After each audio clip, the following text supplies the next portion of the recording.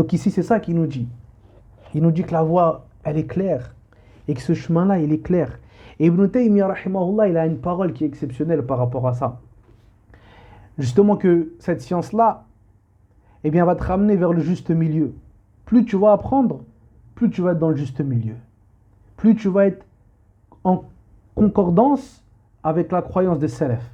Plus tu vas être en concordance avec la croyance des gens de la sunna. Et plus tes actions ils vont évoluer. Et plus tu vas t'améliorer. Amma celui qui apprend et qui voit aucun changement dans sa vie. Au contraire, astaghfirullah, des fois son comportement il est encore pire. Ses mots ils sont encore plus moches. Ses actions elles n'évoluent pas. Ses péchés ils se décuplent. Alors là on lui dit, Akhi, regarde qu'est-ce qui se passe dans ton apprentissage. Regarde ce qui se passe dans ta niya. Peut-être ici il s'est passé quelque chose et tu n'as pas fait attention. Remets-toi en cause, renouvelle ta niya. Donc ici il nous dit, Ibn Taymiyyah il parle justement des gens de la sunna, il nous dit فأهل السنة يدعون إلى مكارم الأخلاق ومحاسن الأعمال. Donc il nous dit que les gens de la sunna ils appellent au bon comportement et aux bonnes actions. ويعتقدون معنى قوله صلى الله عليه وسلم أكمل المؤمنين إيمانا أحسنهم خلقا.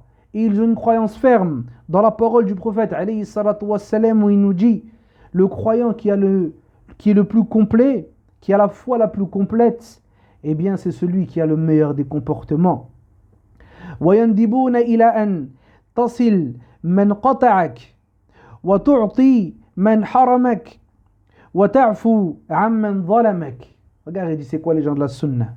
Il dit c'est ceux qui recommandent le fait que tu joins celui qui t'a coupé et que tu donnes à celui qui t'a privé et que tu pardonnes à celui qui t'a fait de l'injustice. ويأمرون بالبر ببر الوالدين وصلة الأرحام. Et ils ordonnent la bienséance envers les parents et le fait de joindre les liens qui sont sacrés, les liens de la famille.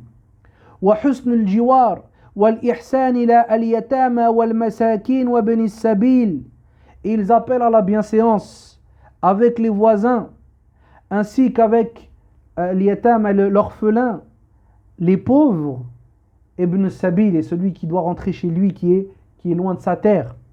Wal-rifq bil mamlouk, et la douceur avec les esclaves. Wa-yanhawn anil fakhl wal khuyala, et ils interdisent l'orgueil ainsi que l'avantardise. Wal-baghi, el-baghi, le fait de dépasser les limites dans les choses qu'Allah il a interdit.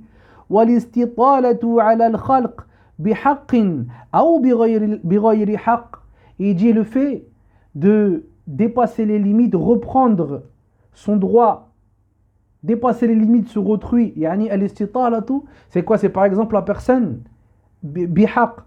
Il t'a dit quoi ici? Ils interdisent الاستطالة بحق. Ça veut dire quoi? Ça veut dire si la personne par exemple elle t'a je sais pas, par exemple elle t'a insulté, eh bien ils disent que les gens de la sunna, ils appellent, toi tu as le droit à ce moment-là d'insulter la personne de la même manière que lui t'a insulté. Mais le mieux c'est que tu le délaisses et que tu pardonnes à cette personne-là. Donc c'est ça qu'il dit ici. Il dit que ce soit bihaq ou bighayri haq, le fait de dépasser la limite sur autrui, que ce soit avec un droit ou bien sans droit. Les gens de la sunna ils te disent le mieux c'est que tu délaisses ça. Après il nous dit وَيَأْمُرُونَ بِمَعَالِ الْأَخْلَاقِ, et ils ordonnent les comportements les plus élevés. وَيَنْهَوْنَ عَنْ سَفْسَافِهَا, et ils interdisent les plus bas et les plus vils de ces comportements-là. Donc c'est ça les gens de la sunna. Ibn Taymiyyah, ça c'est notre imam. C'est le cheikh de l'islam, le cheikh de l'islam, l'imam des gens de la sunna.